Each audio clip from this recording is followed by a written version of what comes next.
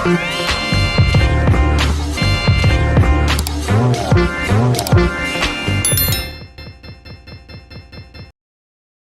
orang Kristen wajib memberitakan Injil. Sebuah metode penginjilan yang disebut Evangelization Explosion atau EE, pertama kali dimulai pada tahun 1962 oleh D. James Kennedy. EE resmi menjadi organisasi yang berdiri pada 1972 dan kantor pusatnya berada di Arden, North Carolina, USA. Sudah puluhan tahun EE menyebar ke seluruh dunia, termasuk ke Indonesia. Di Indonesia, tepatnya di Malang, EE Indonesia berdiri tahun 1984. EE Indonesia pun terus berkembang dan meluas ke berbagai wilayah di tanah air untuk memperlengkapi gereja-gereja dan lembaga-lembaga Kristen menjalankan amanat agung Tuhan Yesus Kristus. Pada satu kesempatan dalam persidangan AM Sinode Gereja Kabar Baik Indonesia atau GKBI pada tanggal 29 Juni tahun 2023 mengundang EE Indonesia memperkenalkan EE kepada para pendeta dan evangelis GKBI. National Director EE Indonesia Henry Swabawa mempresentasikan EE begitu menarik. Saudara dapat menyimak presentasinya dalam video berikut ini. Namun sebelum saudara menyaksikan video ini, coba renungkan pertanyaan ini. Sudahkah saudara memberitakan Injil kepada orang-orang terdekatmu? Salam dari GKBI, kiranya Tuhan Yesus memberkati saudara. Itulah dia menciptakan sebuah metode yang hari ini, di tahun 1962 sampai hari ini, metode ini yang kita sebut Evangelism Explosion. Didirikan 1962 di Amerika, jemaat yang tercepat pertumbuhannya di Amerika menurut majalah Christianity Today dari 14 orang menjadi 9.000 anggota jemaat. Ini yang menjadi satu contoh. Dia membuat satu metode karena berdasarkan pengalaman pribadinya. Pembicara katanya satu hal, tapi memberitakan Injil perorangan itu hal yang berbeda. Sebuah metode penginjilan pribadi yang alkitabiah, sistematis, efektif melalui persahabatan tanpa argumentasi dan menekankan sebuah praktek lapangan.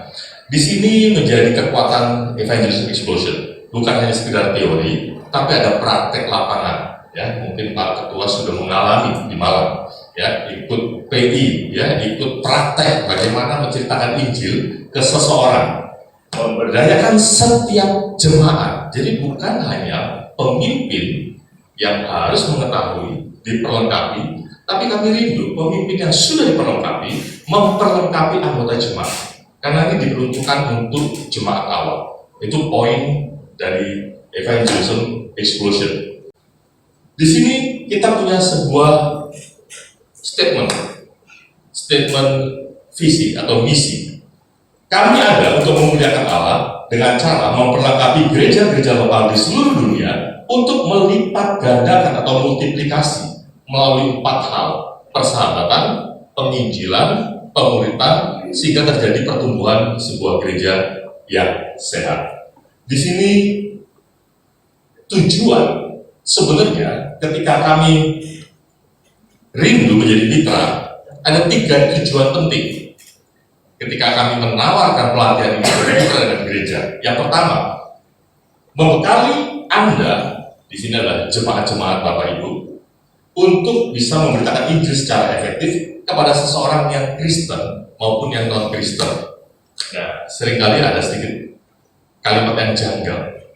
Ya, ini memberitakan Injil kepada orang Kristen. Bapak Ibu setuju bahwa orang Kristen harus juga dalam tanda petik diinjili? Ya. Ya. Kenapa? Alasannya. Kenapa alasannya? Di sini kita akan merubah sedikit paradigma gereja-gereja. Menginjil itu harus kepada orang non. Kalau saya dulu pengusaha, seandainya saya punya proyek, saya kontraktor, saya punya proyek perumahan, 10 perumahan, kecil-kecil, itu sudah di tangan saya. Kemudian mendadak ada satu proyek yang saya harus tender, itu tender, dan proyek itu besar sekali. Tapi proyek ini harus melalui tender, saya belum dapat. Sebagai seorang pengusaha, saya berpikir begini, kalau proyek besar ini saya terima, dan saya dapat, 10 ini nggak ada apa-apanya nilainya. Sehingga saya coba fokus kepada proyek yang besar. Betul ya? Biasanya begitu ya pengusaha ya. Tapi ternyata, saya salah satu hal. Yang besar saya dapat pun belum tentu, tapi saya sudah melupakan yang 10 di tangan. Ini saya ingin menggambarkan satu hal seperti ini. Gereja seringkali melihat, menjangkau jiwa, memberitakan Injil kepada orang non. Yang di dalam nggak usah sudah, mereka sudah Kristen. Ini gambaran dari proyek tadi. Orang Kristen ini proyek-proyek yang sebenarnya kita sudah ada di rumah kita. Kita mau ngejar yang besar, tapi sorry to say, yang besar dapat pun sulit, dapat pun belum tentu. Tapi kita tinggalkan yang mereka yang katanya sudah Kristen, tapi mereka sendiri tidak punya kepastian tentang keselamatan. Dan kita kalau lakukan ini terus, kita menjadi orang yang paling rugi. Bisnismen itu akan rugi semua.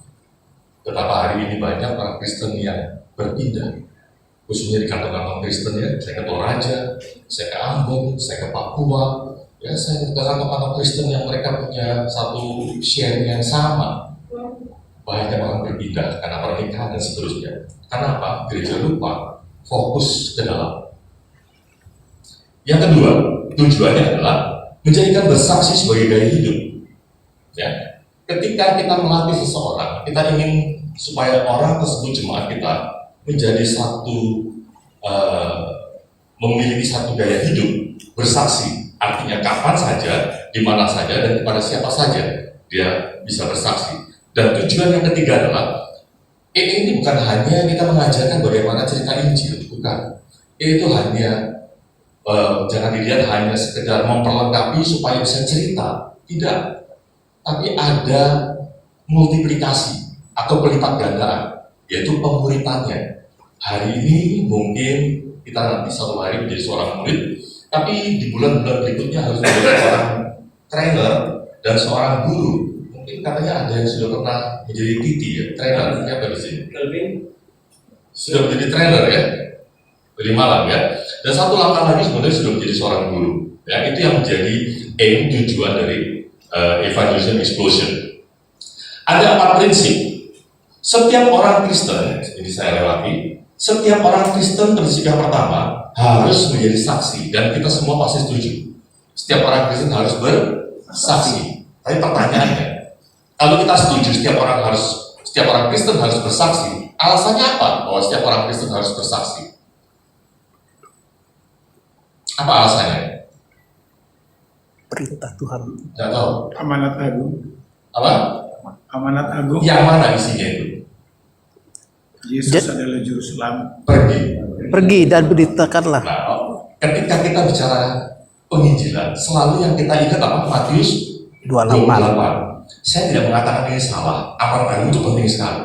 Tapi seringkali gereja keliru. Selalu langsung ke Matius 28-nya. Gereja lupa ke Markus 1:17. Apa Markus 1:17? Mari ikutlah aku, kamu akan kujadikan penjala.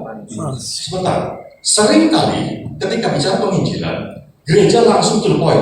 Yuk, pergi, jadikan semua bangsa muridku.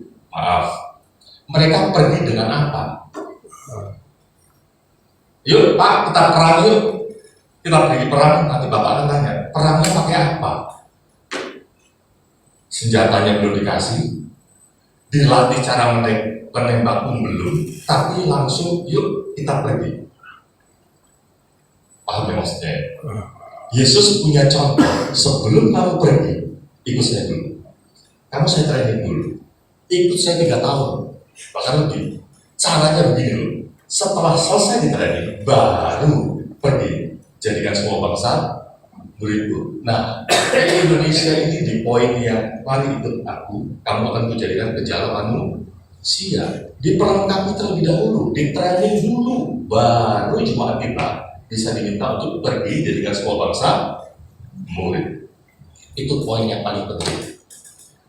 Yang berikutnya, kita setuju setiap orang Kristen harus bersaksi, tapi nyatanya, faktanya, orang Kristen banyak yang tidak bersaksi.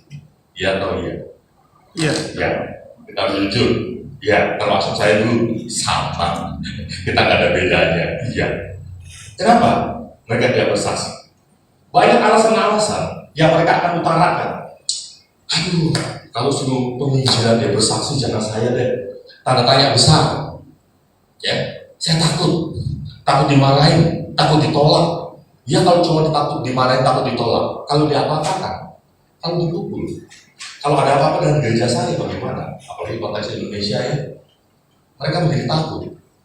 Ya, kenapa mereka takut? Karena mereka tidak pernah diperlengkapi bagaimana memberitakan kabar baik dengan langkah yang bersahabat dan seterusnya. Ini alasan-alasan klasik yang mereka selalu utarakan. Mereka tidak tahu bagaimana caranya, ngomongnya mulai dari mana. Orang seperti ini perlu diperlengkapi.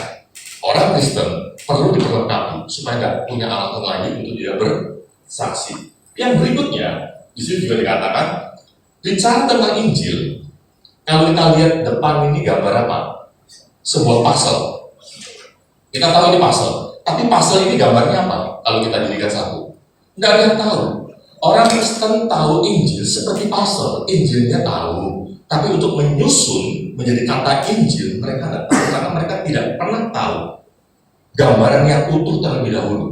Mereka dapat puzzle yang sudah berantakan, tapi mereka tidak tahu ini susunnya mulai dari mana. Dengan pelatihan penginjilan, dengan evangelism explosion, kami rindu memberikan puzzle yang lengkap, puzzle yang utuh sebelum kita bongkar. Setelah kita paham puzzle yang utuh ini ternyata ada kata Injil, kemudian ketika saya bongkar, kita sudah mulai punya gambaran ide. Puzzle ini akan saya susun untuk membentuk sebuah kata, yaitu Injil. Ini alasannya. Kenapa banyak orang Kristen tidak bersaksi? Pasti banyaklah alasan lain. Kenapa banyak orang Kristen tidak bersaksi? Ya, mereka belum punya kepastian keselamatan. Kalau orang Kristen sendiri belum punya kepastian keselamatan, bagaimana dia bisa bersaksi? Apa yang dia harus saksikan? Keselamatannya saya belum tahu. Itu poin yang sangat penting di dalam setiap orang-orang yang dimana kita rindu bekali sebagai orang-orang percaya, sebagai orang Kristen. Kita tahu soal gajah. Gajah ini binatang yang punya daya ingat yang sangat tajam. Untuk menjinakkan seekor gajah tidak mungkin dari gajah yang besar. Gajah kecil. Kita lihat ya, diikat, dirantai, dipatok ke tanah, dan dia akan coba meronta-ronta untuk membebaskan diri. Tapi karena belum besar, tenaganya masih kecil, gajah ini tidak berhasil melepaskan diri. Ketika gajah ini menjadi gajah dewasa, gambarnya seperti ini. Sama, rantainya mungkin lebih besar, tapi patok yang ke tanah ini mungkin patok yang lama. Pertanyaan saya, kenapa dia tidak meronta? Kenapa dia tidak ingin mencoba membebaskan diri? Satu kali hentakan kakinya, pasti lepas patoknya. Kenapa? Karena dia sudah mencoba Terbiasa. biasa. Berarti siapa yang mengikat gajah ini? Rantai atau paradigma lama? Paradigma lama ya. Orang Kristen kan begitu. Pak, yuk penginjilan. Aduh, saya kan baru bertobat beberapa bulan yang lalu. Jangan dulu saya. Oke. Setelah saya bergereja berjemaat sekian puluh tahun, ditanya, yuk kita PI lagi. Alasan saya begini. Percuma Pak Pendeta. Dulu saya pernah coba dan selalu gagal. Kalau begitu saya tidak perlu coba lagi karena saya tidak punya talenta untuk memberitakan Injil. Saya pasti gagal. Orang seperti ini sebenarnya dibelenggu oleh apa? Paradigma. Ya, gajah ini dibelenggu oleh paradigma, pikiran, daya ingat yang tajam. Prinsip yang berikutnya, bahwa tanggung jawab gembala untuk memperlengkapi orang-orang kudus. Bapak-bapak, ibu di sini, para pemimpin, tanggung jawab kita lah untuk memperlengkapi jemaat-jemaat kita. Ya, ini menjadi bagian yang tidak terlepas. Tidak mungkin jemaat kita latih, kita tidak pernah tahu. Tanggung jawab kita untuk memperlengkapi jemaat-jemaat kita. Kalau kita lihat gambaran berikutnya, ibarat kapal karet ini adalah gereja. Yang mendayung siapa?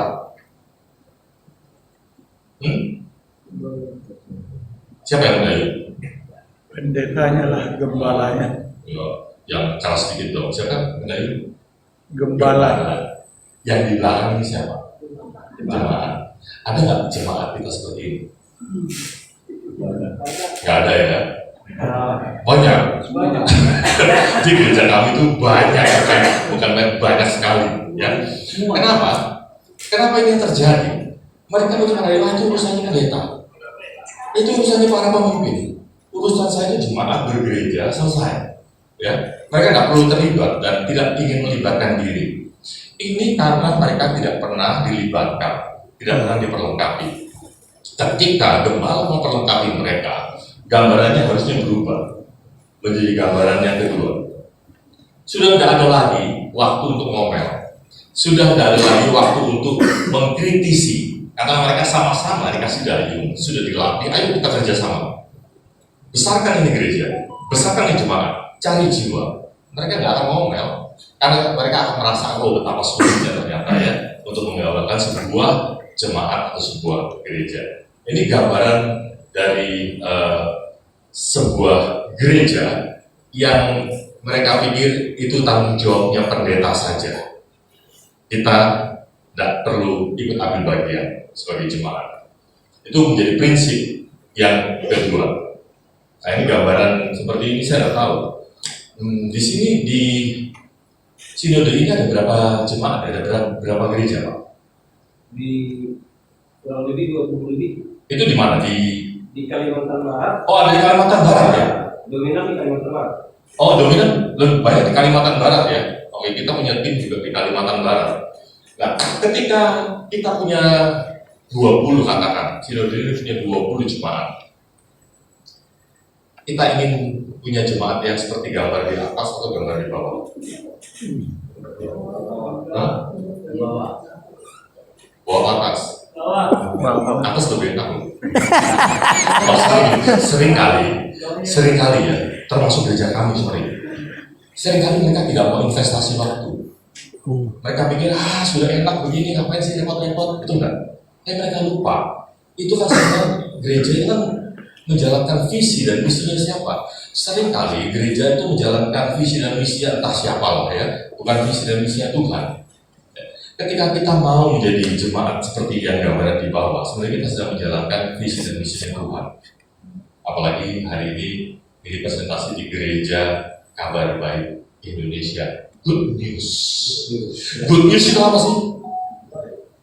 Kabar baik. Dapat uang 10M, kabar baik nggak? Baik dong, bagi yang dapat. Bagi yang nggak dapat, Buruk.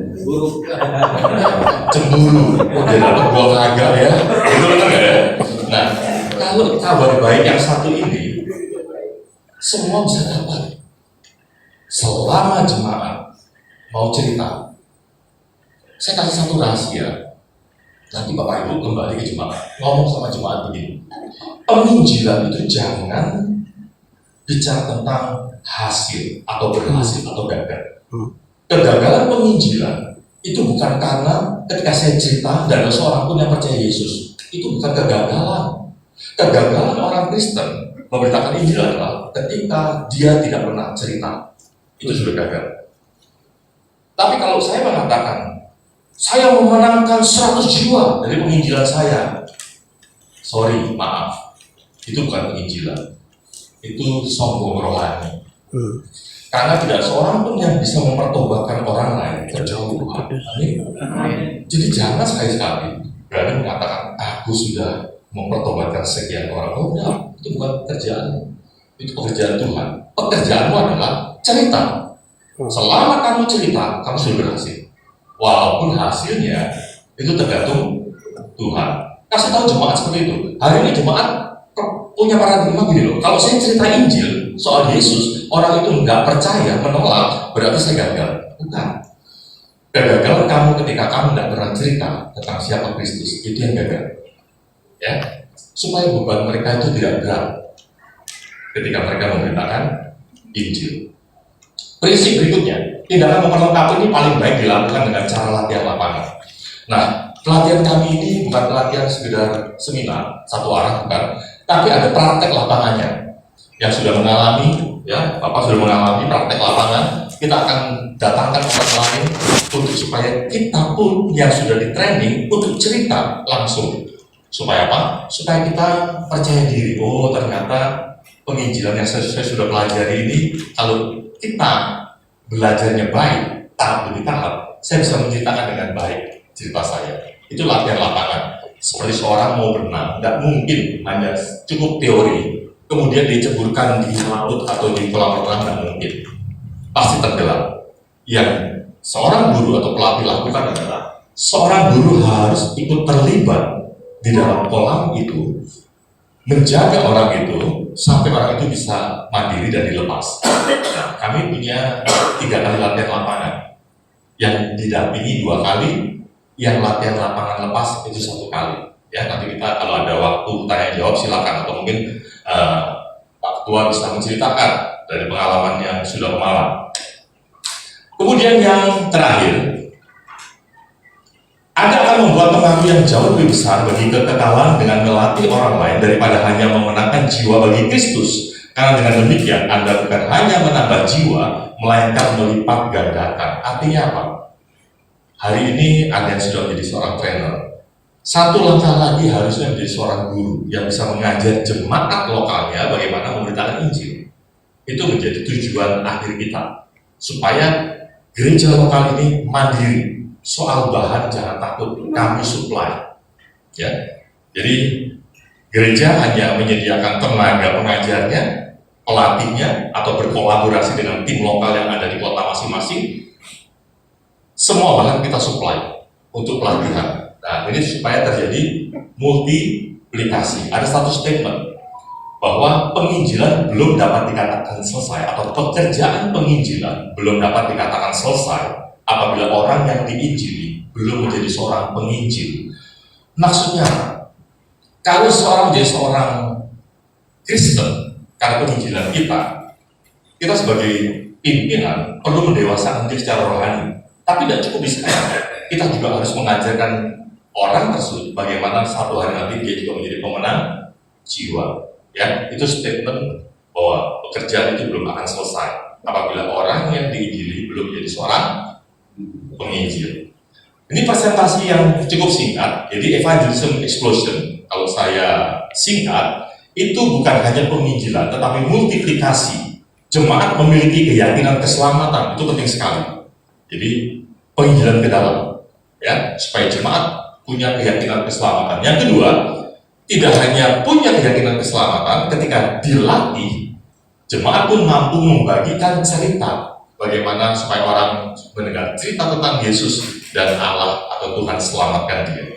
Dan yang terakhir, yaitu memperlengkapi, memuridkan supaya terjadi multiplikasi. Ini gedung kami, dalam tanda petik, kami tidak memilikinya, kami hanya sewa lahan, ya, BOT. Lahan di STAN, Sekolah Tinggi Alkitab Nusantara, kami sewa satu area, sebagian areanya, kami bangun pakai 20 tahun. Setelah 20 tahun selesai, bangunan ini kami serahkan ke yayasan.